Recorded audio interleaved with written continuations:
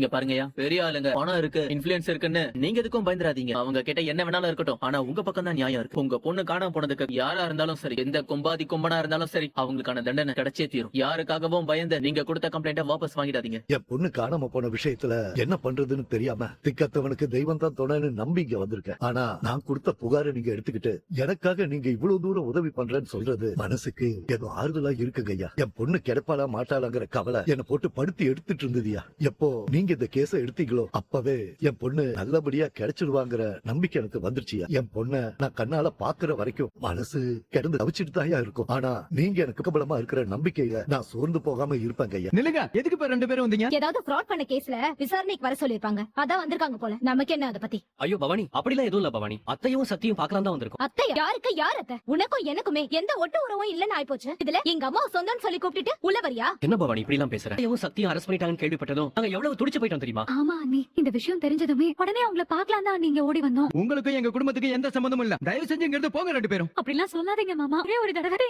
சக்தி மாமாவையும் பாத்துட்டு போயிடுறோம்.